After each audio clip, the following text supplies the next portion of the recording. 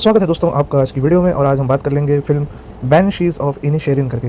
इस मूवी का नाम है। 2023 में ये ऑस्कर नॉमिनेटेड मूवी है। इसके जो निर्देशक हैं उनका नाम है मार्टिन मैकडोना।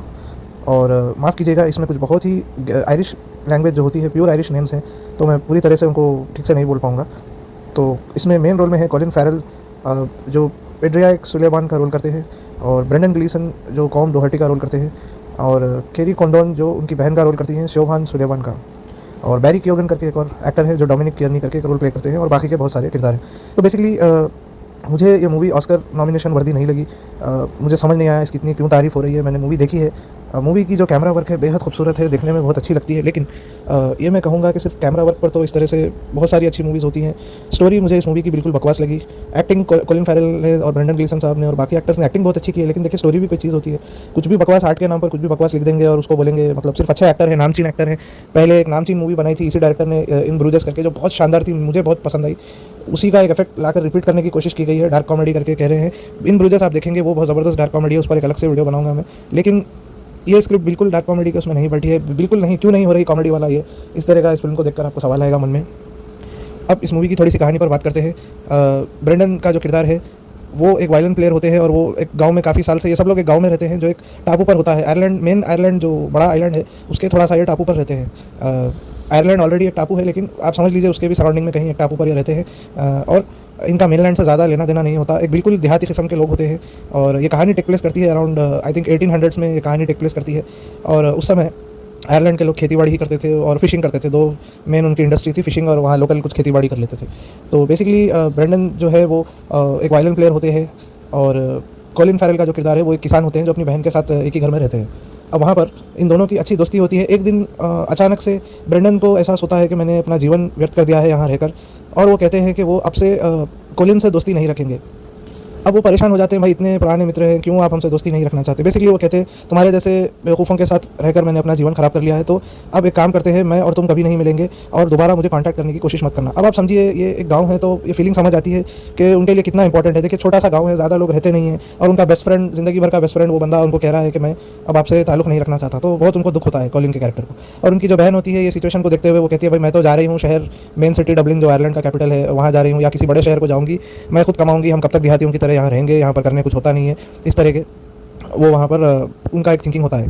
कॉलिन कहते हैं कि क्यों जा रही हो, ये क्या हो रहा है? बेसिकली एक गरीब सा देहाती आदमी है, उसका बेस्ट फ्रेंड उसको छोड़ रहा है, उसकी बहन जो इनकी शादी नहीं हुई होती है, वो सिर्फ अपनी बहन के साथ रहते हैं। वो बहन भी कह रही है कि हम यहाँ क्यों रहेंगे, हम छोड़कर शहर चले जाएंगे। तो वो परेशान हो जाते हैं। उनकी एक परेशानी को इस फिल्म में दर्शाया गया। लेकिन कहानी के नाम पर अब देखिए आगे क्या होता है।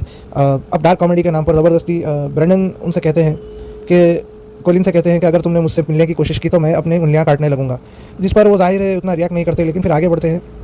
जब वो दोबारा उनसे मिलने की कोशिश करते हैं तो वो सच में अपनी एक उंगली काट कर उनको दे देते हैं, जिसकी वजह से वो काफ़ी डर जाते हैं ऑब्वियसली कि उनके दोस्त को क्या पागलपन का दौरा चढ़ गया है करके।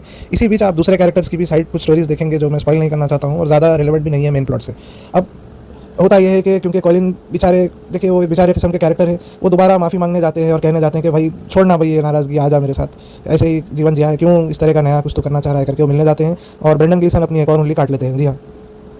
और अब ऐसे ही एक और मीटिंग होती है जिसमें वो एक और उंगली काटते हैं, और वहाँ पर ले जाकर वो उनके फार्म पर फेंक देते हैं कॉलिन के, जहाँ पर उनका जो एक पेट, उनका एक गधा होता है जिस पर वो सामान लेकर जाते हैं। और वो देखिए गांव के लोग हैं, वो अपने जानवरों से बहुत प्यार करते हैं, तो वो गधा गलती से घास खाते समय उस उंगली को निगल लेता है और वो मर जाता है। इस बात पर कॉलिन आकर उनको धमकी देते हैं कि वो ऐसे नहीं छोड़ेंगे, इसका बदला लिया जाएगा, और वो ब्रेंडन का घर जला देंगे करके वो धमकी देकर चले जाते हैं। अब मीनवाइल होता यह है कि एक साइड के कैरेक्टर होते हैं जिनके ऊपर एक वहाँ का लोकल पुलिस वाला हमला कर देता है, उनकी कुछ अनबन हो जाती है, जिसके कारण से वो आकर पब में कॉलिन आकर लड़ना शुरू करते हैं कि तुम पुलिस वाले हो तो किसी को भी मारोगे क्या, ये कोई तरीका है, एक बच्चे को तुमने पीटा है। इस तरह से वो लड़ना शुरू करते हैं, जिसे देखकर वो ब्रेंडन कहते हैं कि सुनकर मतलब वो कहते हैं कि इतने इंटरेस्टिंग बात इसने कभी नहीं की, इतने साल से मैं इसका दोस्त था, हमेशा व्यर्थ और बकवास करता था, और पहली बार कुछ इंटरेस्टिंग सी ये बात कर रहा है करके वो उनको देखकर सोचते हैं। लेकिन फिर दोनों में कुछ अनबन या झड़प हो जाती है, जिसके कारण से झगड़ा आगे बढ़ता है और वो नहीं मिलते हैं। और बेसिकली झड़प इतनी बढ़ जाती है कि कॉलिन कहते हैं कि बहुत हो गया पागलपन, ये बंदा अपनी उंगलियां काटते जा रहा है और कुछ भी बकता जा रहा है, और मैं क्यों सुनता जा रहा हूँ करके वो डिसाइड कर लेते हैं वो उनका घर जला देंगे। और वो जाकर ब्रेंडन के घर को आग लगा देते हैं, जिसमें ब्रेंडन वहीं अंदर घर में बैठे होते हैं, और वो उनको बाहर आने के लिए कहते हैं, तो कहते ब्रेंडन जवाब देते हैं कि नहीं, मैं अंदर ही मरूंगा, जा यहाँ से, तेरी कोई ज़रूरत नहीं है, मुझे दुनिया की ज़रूरत नहीं। इस तरह की बातें कर वो उन्हें हटा देते हैं। तो जब घर जल रहा होता है तो अचानक से एक और कैरेक्टर है, वो आकर उन्हें बताती हैं कि जो लड़के को, जिस लड़के के लिए कॉलिन लड़ने गए थे, उसकी लाश मिली है एक नदी के किनारे, वहाँ नदी के किनारे। तो वो भागकर उसको देखने चले जाते हैं, और कुछ देर बाद जब वो वहाँ ठहर कर अफसोस कर रहे होते हैं तभी ब्रेंडन वहाँ पर आते हैं और वो कहते हैं देखो भाई इतना सब होना था हो गया, तुम्हारा गधा मेरी तरफ से मर गया और तुमने मेरा घर जला दिया, चलो इस दुश्मनी को यहीं ख़त्म कर देते हैं। अब इस बात पर वो कहते हैं देखो भाई तूने मेरा जीवन ख़राब कर दिया है, जो हुआ हुआ, लेकिन अब मैं भी कभी बात नहीं करना चाहता हूँ, मुझे भी तेरी, अगर तू बात नहीं करना चाहता तो मुझे भी कोई इंटरेस्ट नहीं है तुझे देखने में। और बेसिकली वो ये कहते हैं कि जा तू भाड़ में, और अच्छा होता अगर तू भी उस आग में ही मर जाता। और इनकी बहन जो होती हैं वो ये सब कुछ देखते हुए, इस हालात को देखते हुए वो शहर चली जाती है और यहाँ पर फिल्म का अंत हो जाता है। तो मुझे इसकी एंडिंग बहुत ही एंटी क्लाइमैटिक और बहुत ही बकवास लगी। इतनी मतलब स्टोरी की प्रेमिस अच्छी थी, शुरुआत अच्छी थी, आयरलैंड की जो ज़बरदस्त ग्रीनरी और वहाँ की जो भी सीनरी है बहुत अच्छे से कैप्चर किया। इतने शानदार एक्टर्स को लिया है, कॉलिन फैरल, ब्रेंडन ग्लीसन जैसे एक्टर्स हैं, बहुत बेहतरीन परफॉर्मेंस। अब इस मूवी में मैं अभी भी कहूँगा उनकी एक्टिंग बहुत अच्छी है, उनकी एक्टिंग की वजह से, उनके चेहरे के हाव भाव की वजह से मैं ये मूवी पूरी देख पाया, वरना बिल्कुल इतनी बोरिंग स्क्रीन प्ले है और इतनी घटिया स्टोरी है, मैं बिल्कुल नहीं कंप्लीट कर पाता। डार्क कॉमेडी जॉनरा में कहते हैं ये मूवी है, लेकिन कहीं पर हंसी नहीं है, ये मैं कसम से आपको बोल रहा हूँ। बहुत मैंने डार्क कॉमेडी मूवीज़ भी काफ़ी देखी हैं, समझता हूँ मैं कहाँ पर मतलब कभी कभी ऑब्वियसली सार्केज़म होता है या सटल जोक्स होते हैं, एकदम ऊपर वो नहीं कहते हैं जोक है करके, लेकिन भाई कहीं तो हंसी आनी चाहिए ना। कोई मतलब अगर आप इतनी ऐसी फिल्म बना देंगे और वो उसमें कॉमेडी आप ही को लग रही है तो वो भाई मूर्खता है। वो इसमें ये डार्क कॉमेडी नहीं, बस डार्क फिल्म बनाई है इन्होंने, कॉमेडी तो कहीं भी नहीं है। इवन इमोशनल एस्पेक्ट इसका बहुत ही फोर्स मुझे लगा। कोलिन फैरल का जिस तरह का कैरेक्टर बताया गया है, मैं नहीं मानता वो, मतलब मुझे ऐसा पर्सनली लगा, देखो भाई उनके कई दोस्त होंगे, मानता हूँ वो ब्रेंडन उनके बेस्ट फ्रेंड है, लेकिन कई लोग उनके पीछे होते होंगे। और मुझे इस मूवी की अजीब बात ये लगी, कोई ब्रेंडन को समझाने की कोशिश नहीं करता, कोई भी दूसरा बंदा, इतने लोग उनको जानते हैं, वो वहाँ के मशहूर एक वायलिन प्लेयर होते हैं, क्योंकि गाँव में देखिए काफ़ी कम आर्टिस्ट वगैरह, आप समझिए बिल्कुल देहात में कोई रहता है तो कितने गायक होंगे, कितने साज बजाने वाले होंगे, कोई उनको ये आकर समझाता नहीं है कि भाई तुम अपनी उंगलियाँ क्यों काट रहे हो, उससे दुश्मनी है ठीक है, बट ये सब क्यों कर रहे हो। तो बहुत ही अजीब स्टोरी लिखी है। मुझे नहीं समझ में आया, मुझे लगा सिर्फ इनकी, क्योंकि प्रीवियस एक मूवी इनकी नॉमिनेट हुई थी और वो देखिए ऑस्कर्स की कमेटी की अपनी एक सोच होती है, इसलिए मैं कहता हूँ देखिए ऑस्कर नॉमिनेशन, ऑस्कर जीत जाना भी सब कुछ नहीं होता। हाँ, अच्छी मूवी होगी तो जीतेंगे, नॉमिनेट भी होंगे, कुछ वैल्यू होगी तो, लेकिन अब इस मूवी को देखकर आपको साफ समझ आएगा कि देखिए जैसे बहुत लोगों को मैं देखता हूँ हमारे यहाँ ऑनलाइन, कई लोग रोते रहते हैं हमारे ही देश के लोग के, हमारी मूवी ऑस्कर में क्यों नहीं जा पाती करके। देखो ये मूवी, ये स्तर की मूवीज़ ऑस्कर में जा रही हैं, तो देखिए स्तर से नहीं होता है, जान पहचान की बात होती है। अब उनकी वहाँ पर कुछ ऐसी जान पहचान है, कुछ वहाँ पर बायस है बेसिकली।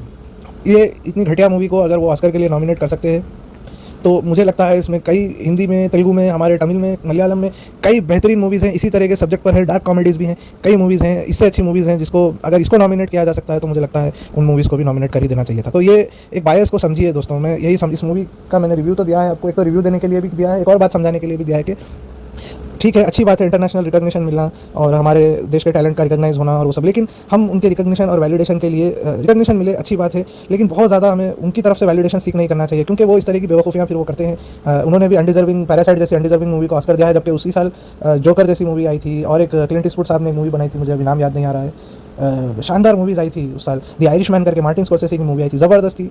ऑस्कर दिया है पैरासाइट को, पैरासाइट से कई अच्छी मूवीज़ यहाँ पर कई मूवीज़ हैं, हमने हमारे देश में भी बनी है। मुझे लगता है उसी सब्जेक्ट पर जिस तरह से पैरासाइट बनी थी। और बैनशीज़ ऑफ इनिशेरिन के बारे में जो इस मूवी की हम बात कर रहे हैं, इसके बारे में भी मैं यही कहूँगा, ये मूवी एक एग्जाम्पल है, किसी को भी बताइए, देखिए सिर्फ क्वालिटी या इस बात पर हम ऑस्कर से रिजेक्ट नहीं हो रहे हैं, क्लियर एक बायस है। और इस पूरी स्टोरी में ऑब्वियसली आयरलैंड में कॉलोनियलिज्म के दौर की स्टोरी है, तो कोई इसमें सारे वाइट कैरेक्टर्स हैं। और मैं ये नहीं कह रहा हूँ कि ऐसा क्यों बनाया है, देखिए उस टाइम पीरियड के हिसाब से मैं वो चीज़ के लिए डायरेक्टर को ब्लेम नहीं कर रहा हूँ, लेकिन आप एक बायस को समझिए, जो वहाँ की सिलेक्शन कमेटी है उसका बायस आप समझिए।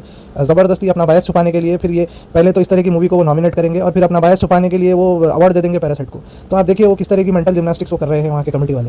तो यही मैं कहना चाह रहा हूँ इस मूवी के रिव्यू के जरिए आपसे। तो क्या आप मेरी बात से एग्री करते हैं? क्या आपने ये मूवी देखी है एक्चुअली? ये भी ज़रूर कमेंट कीजिए। मुझे नहीं पता किसने देखी है, कितने लोगों ने देखी है, फिर भी डाल दिया है ऑस्कर्स में।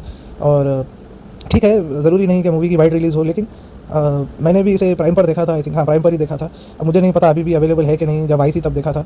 तो बहुत ही एक इंटरेस्टिंग सिनेरियो मुझे लगा, अनडिजर्विंग मूवी है बिल्कुल। और यही दोनों एक्टर्स, ब्रेंडन ग्लीसन और कॉलिन फैरल, और ये जो डायरेक्टर है मैकडोना साहब, इनकी बहुत बेहतरीन मूवी है इन ब्रूजेस करके, उसको ज़रूर देखिए, उस पर भी मैं वीडियो बनाऊँगा। तो आगे देखते हैं। अगर आप मेरी बात से सहमत है तो ज़रूर कमेंट कीजिए कि एक तरह का बायस होता है ऑस्कर्स में, कभी कभी अनडिजर्विंग मूवीज़ को नॉमिनेट भी करते हैं, उनको ऑस्कर भी दे देते हैं। तो वीडियो देखने के लिए धन्यवाद, हैव अ गुड डे।